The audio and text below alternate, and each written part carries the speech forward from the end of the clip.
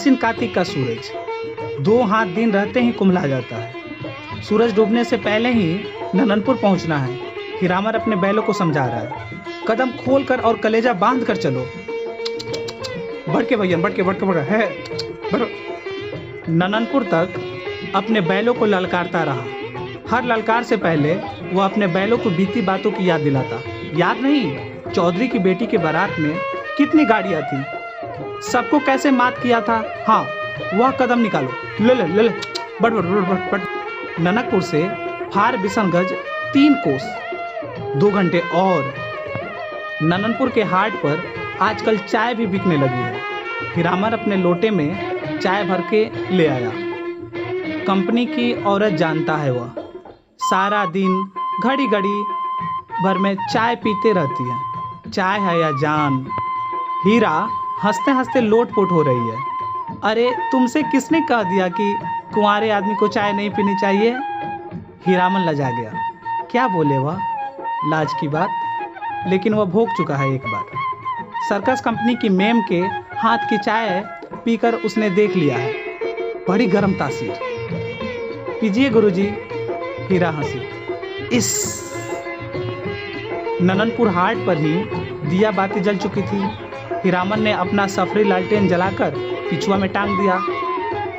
आजकल शहर से 5 कोस दूर के गांव वाले भी अपने आप को शहरू समझने लगे हैं। बिना रोशनी की गाड़ी को पकड़कर चालान कर देते हैं। 52 बखेड़ा। आप मुझे गुरुजी मत कहिए, तुम मेरे उस्ताद हो। हमारे शास्त्र में लिखा हुआ है, 1 अक्षर सिखाने वाला भी गुरु और 1 राग सिखाने वाला भी उस्ताद। इस शास्त्र पुराण भी जानती है। मैंने क्या सिखाया, मैंने क्या? हीरा हंसकर गुनगुनाने लगी।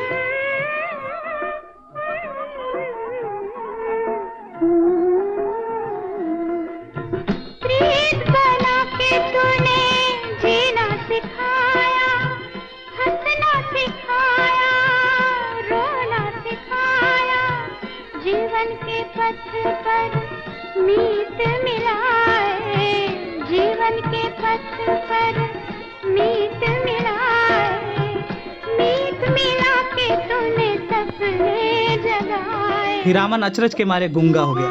इस इतना तेज जेहन, हूबहू महुआ घटवाली। काहे को दुनिया बनाई तूने, काहे को दुनिया बनाई। गाड़ी सीताधार की एक सूखी धारा की उतराई पर गड़गड़ा के नीचे की ओर उतरी। हीराबाई ने हीरामन का कंधा धर लिया एक हाथ से। बहुत देर तक हीरामन के कंधे पर उसकी अंगुलियां पड़ी रही। हीरामन ने नजर फेर कर कंधे पर केंद्रित करने की कोशिश की कई बार। गाड़ी चढ़ाई पर पहुंची तो हीरा की ढीली अंगुलियां फिर तन गई। सामने फार बिशनगंज शहर की रोशनी झिलमिला रही है। शहर से कुछ दूर हटकर मेले की रोशनी, टप्पर में लटके लालटेन की रोशनी में छाया नाचती है आसपास। डबडबाई आंखों से हर रोशनी सूरजमुखी फूल की तरह दिखाई पड़ती है। फार बिशनगंज तो हीरामन का घर द्वार है। न जाने कितनी बार वह फार बिशनगंज आया है। मेले की लदनी लादी है किसी औरत के साथ। हाँ, एक बार उसकी भाभी जिस साल आई थी गौने में, इसी तरह तिरपाल से गाड़ी को चारों ओर से घेर कर बासा बनाया गया था। हीरामन अपनी गाड़ी को तिरपाल से घेर रहा है गाड़ीवान पट्टी में। सुबह होते ही रोहता नौटंकनी कंपनी के मैनेजर से बात करके भर्ती हो जाएगी हीराबाई। परसों मेला खुल रहा है। इस बार मेले में पाल चट्टी खूब जमी है। बस एक रात, आज रात भर हीरामन की गाड़ी में रहेगी वह। हीरामन की गाड़ी में नहीं, घर में। कहाँ की गाड़ी है? कौन? हीरामन। किस मेले से? किस चीज की लदनी है? गांव समाज के गाड़ीवान एक दूसरे को खोज कर आसपास गाड़ी लगाकर बासा डालते हैं। अपने गांव के लालमोहन, धुन्नी नाम और पलटदास वगैरह गाड़ीवान के दल को देखकर हीरामन अचकचा गया। उधर पलटदास टप्पर में झांक कर भड़का, मानो बाघ पर नजर पड़ गई। हीरामन ने इशारे से सभी को चुप किया, फिर गाड़ी की ओर कनखी मारकर फुसफुसाया, चुप चुप, कंपनी की औरत है, नौटंकी कंपनी की।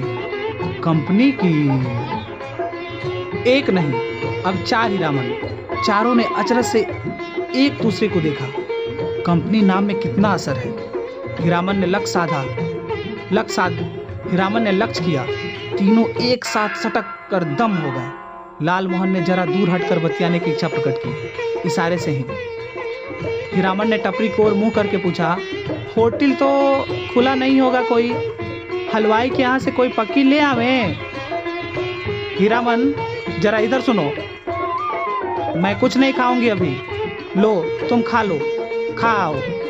क्या है? पैसा। इस पैसा देकर हीरामन ने कभी फार बिसनगंज में कच्ची पक्की नहीं खाई। उसके गांव के इतने गाड़ीवान हैं, किस दिन के लिए? वह छू नहीं सकता पैसा। उसने हीराबाई से कहा, बेकार मेला बाजार में फुजुत मत कीजिए, पैसा रखिए। मौका पाकर लाल मोहन ने टप्पर के करीब आ गया। उसने सलाम करते हुए कहा, 4 आदमी के भात में 2 आदमी खुशी खुशी खा सकते हैं। बासा पर भात चढ़ा हुआ है, हम लोग एक ही गांव के हैं। गांव गिरामीन के रहते होटल और हलवाई के यहाँ खाएगा हीरामन? हीरामन ने लाल मोहन का हाथ टिप दिया। बेसी भचर भचर मत बको। गाड़ी से 4 रस्सी दूर जाते जाते धुनीराम ने अपने कुलबुलाते हुए दिल की बात खोल दी। इस तुम भी खूब हो हीरामन। उस साल कंपनी की बाग, इस बार कंपनी की जनानी। हीरामन ने दबी आवाज में कहा, भाई रे, यह हम लोगों की मुल्क की जनाना नहीं है कि लटपट बोली सुनकर भी चुप रह जाए। एक तो पश्चिम की औरत, इस पर कंपनी की। धुनी ने अपनी शंका प्रकट की, लेकिन कंपनी में तो सुनते हैं पतुरिया रहती है। धत! सभी ने एक साथ उसको धुतकारा। कैसा आदमी है, पतुरिया रहेगी कंपनी में भला? देखो उसकी बुद्धि। सुना है, देखा तो नहीं कभी। धुनीराम ने अपनी गलती मान ली। पलटदास को एक बात सूझी, हीरामन भाई, जनाना जात अकेली रहेगी गाड़ी पर। कुछ भी हो, जनाना आखिर जनाना ही है, कोई जरूरत ही पड़ जाए। यह बात सभी को अच्छी लगी। हीरामन ने कहा, बात ठीक है, पलट तुम लौट जाओ, गाड़ी के पास ही रहना। और हाँ देखो, गपशप जरा होशियारी से करना। हाँ, हीरामन की देह से अतर गुलाब की खुशबू निकलती है। हीरामन करम साढ़ है, उस बार महीनों तक उसकी देह से बघाइन गंध नहीं। लाल मोहन ने हीरामन की गमछी सूंघ ली।